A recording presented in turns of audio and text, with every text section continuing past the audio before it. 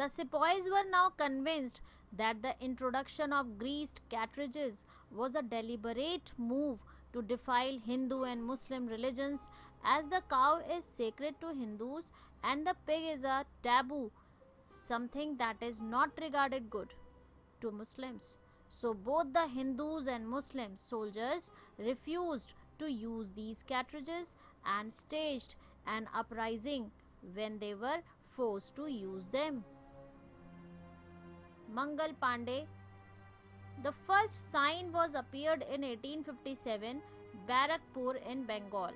The sepoy Mangal Pandey on 29th March 1857 killed senior officers in parade and started the revolt. Course and spread of revolt.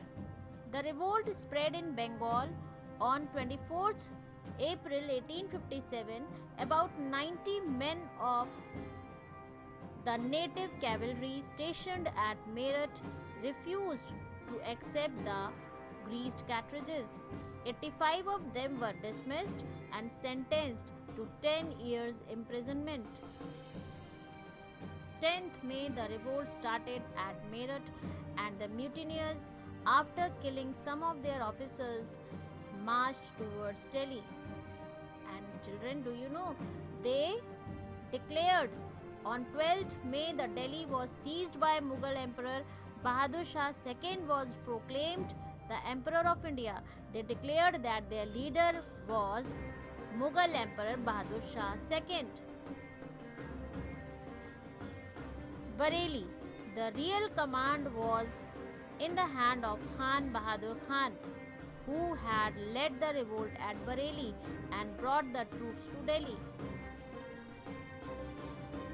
And in Kanpur, the rebellions were led by Nana Sahib, Peshwa and governor of Bahadur Shah.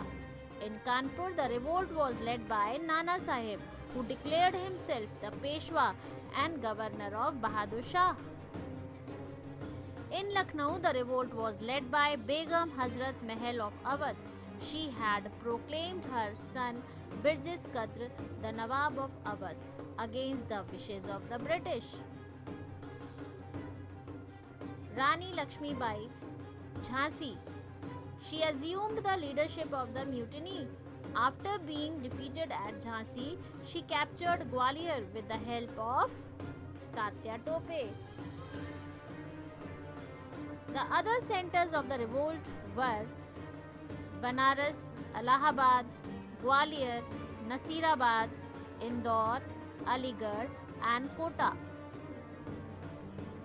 At all these places, the sepoys killed the senior officers and other Europeans, in many cases not even sparing women and children.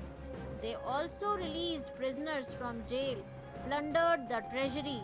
British forces soon suppressed the revolt. Bahadur Shah II proved to be a weak leader.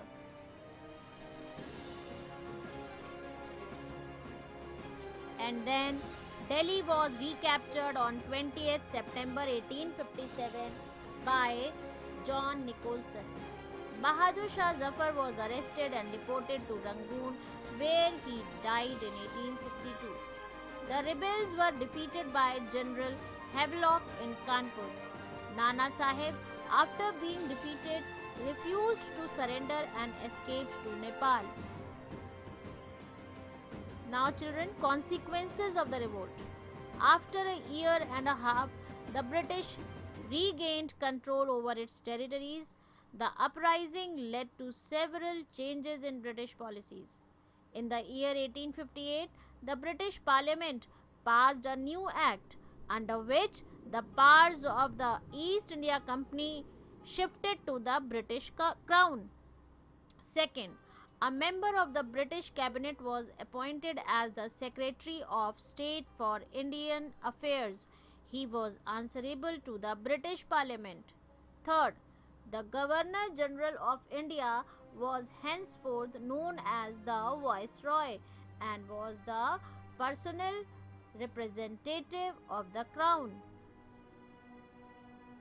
The doctrine of lapse was abolished and the adopted son could inherit property provided they accepted British paramountcy.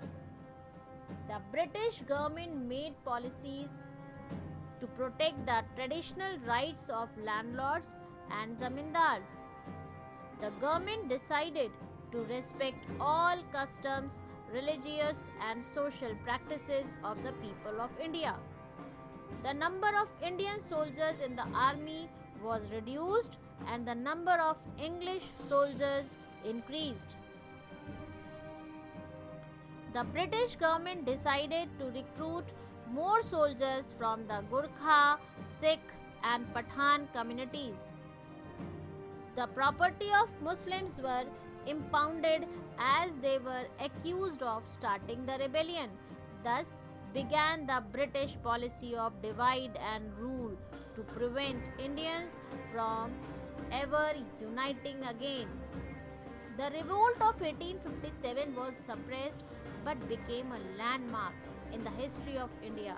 The revolt encouraged Indians to fight against the oppressive regime of the British. This revolt paved the way for the national movement. Nature of the revolt.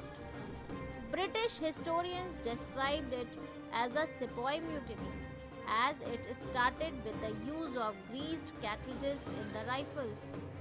Indian historians described the uprising as the first war of independence. The reasons are: the sepoys established a symbol of Hindu-Muslim unity. Hindus and Muslims fought together against a common enemy. It had a widespread popular support.